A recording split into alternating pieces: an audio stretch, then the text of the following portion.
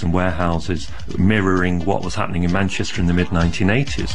And they understand that youth culture played a part in changing Manchester from that derelict city to the thriving post-industrial city that it is now. Recession, racial tension, it's the background of two-tone, punk, the Beat Generation and acid house.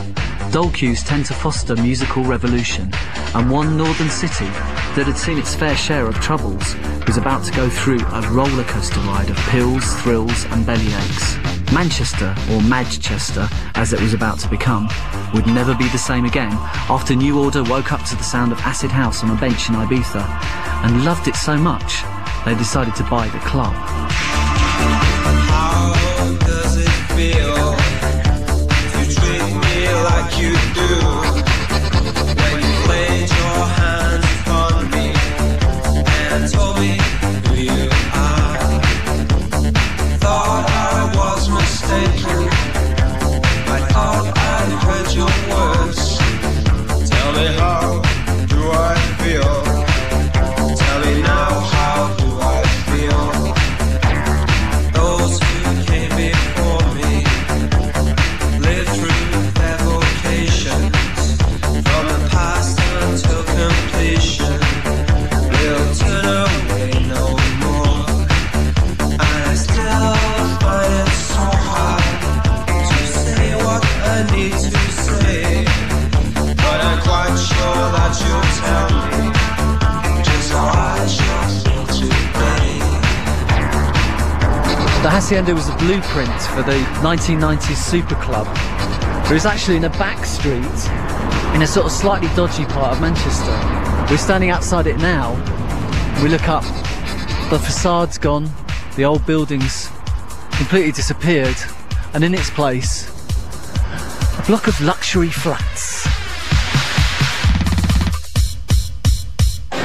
They used to have a sign out here, it said, "Now the party's over, it's time to come home." That's when they were selling the flats. We're going to find out in a minute how much they're worth now. But when I came here, when it was the club, the whole of this street was a mass of humanity. It was a huge queue that led from the door right down as far as you can see. It's a very long straight street. People dancing before they even got inside because they were so excited, wearing their dungarees and their extremely large baggy t-shirts, their kind of Manchester mop top haircuts. And this is where the door was, and it's still the door to the block of apartments. Now it says, "Welcome to the Hacienda Apartments. To contact the concierge, press 500 call." I don't think we'll be doing that. You used to have to ask a friendly doorman if you could come in or not. So in some ways it hasn't changed at all. We've just been having a look at the Hacienda, which used to be quite a famous nightclub, and it's now luxury flats. Do you know how much they're worth, the flats? They start around 200-ish for a two-bedroom without parking, and go up to anything up to nearly $500,000 from the larger ones. $500,000? Nothing compared to the amount the Hacienda was losing New Order back in '88. The late, great Tony Wilson was their guide and financial guru. For the first 2 years, because we thought we were providing a social service, we had it open every night of the week, and hence lost millions more pounds than the original £1 million it cost to build it, yes. You get this weird culture begins in the middle of 1986, which is when Mr. Pickering, Mr. De Silva and Mr. Park begin on a Friday night playing this very obscure, almost in that point unknown imports from Detroit and Chicago that at that point were called house music or acid.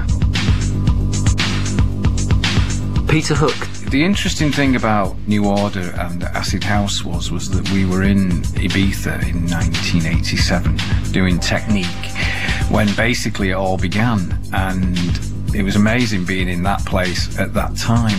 1 minute it was normal and the next minute it was completely off its head. There'd be 1,500 people there. You could feel the sweat rising, literally. The weird thing was that back then we didn't really know what that kind of clubbing was about. There wasn't any role models for it, but that's what made it so exciting, I think. You know, when people started putting strobe machines on and dry ice, and people started wearing kind of day glow style t-shirts and baggy clothes and all that kind of stuff, it all happened in a very unself-conscious way. In a way, it was the blueprint for how people imagine great clubs are now. When you go to great clubs now, you want that experience of that very sort of intense excitement. You want that smoke, you want those strobes, you want the podiums, you want that madness. You want to feel in a way that you've never felt in your life before. And it wasn't just the old guard that were inspired. Manchester was also home to one of the biggest bands from dance music's second generation. With a uniquely British take on house and a peculiar taste in footwear, the Chemical Brothers took dance music to the world. We went to Manchester in 1989, and before that, I'd been to the Hacienda in 1988, actually. That was one of the reasons why I wanted to go to Manchester. At the time, even though it was a massive sort of youth phenomenon, it was still... When you walk down the street, you see another raver because they're wearing kickers or something, and you go, oh yeah, nice one, raver. And so when I saw Ed in his purple wallabies, I was like, yeah, fellow raver.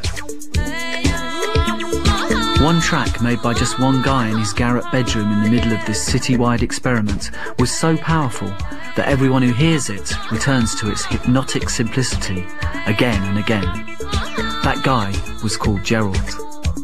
When people say like bedroom producer, it takes me back to my attic. I remember like messing around with the filters, thinking it was bloody cold in here. There was ice on the inside of the windows. I was actually thinking of chiseling ice with a chisel, and I actually called it, I used to name all the bass lines, and that was like a chisel bass.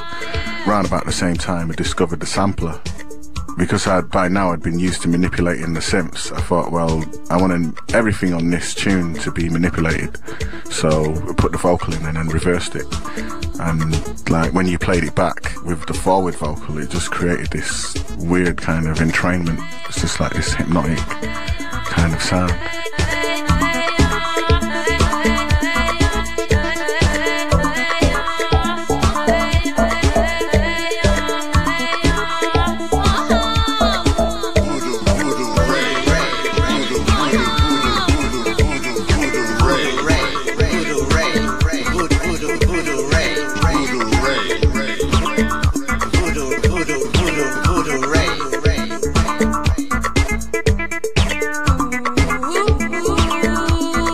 The wonderful thing I thought about Acid House was that it was very much a do-it-yourself mentality, and that's what I enjoyed. I enjoyed that it was like a keyboard punk, that people were doing it in the bedrooms. I remember one absolutely hilarious moment. I was judging a talent competition at Moles in Bath, and I was judging it with the guy out of Tears for Fears. He had just finished their second album, I think, which turned out to be the most expensive album ever made, and the DJ put on Voodoo Ray. And this Roland said to the DJ, who was that? What's that record? It's absolutely wonderful. And the DJ said, oh yeah, it's made by a guy in his bedroom in Manchester, you know, for about 50 quid. And the look on his face.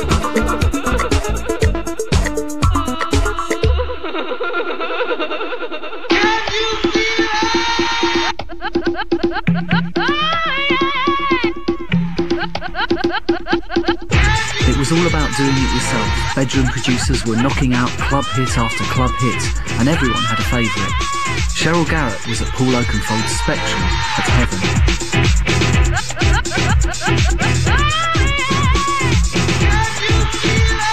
I think something like the Todd Terry track, Can You Party? Because, you know, one of the great moments of Acid House that I remember is people trying to dance in the street after clubs had finished. And one particular night where the police came with their sirens on and everyone started jumping on top of cars and dancing because it sounded like that record. And that's something I'll always remember seeing. Give It To Me by Bam Bam maybe, which is an idiotic record really in many ways, but I think it was probably the first one that I actually left a club remembering what the record might be called and going to a shop the next day, have you got the one that goes, give it to me, you know, that kind of thing. Being in record shops at that time was brilliant just because you had people constantly coming in going, oh, I heard this track last night, you know, that was all that was taking place, and the job of the person behind the counter was more detective than retail.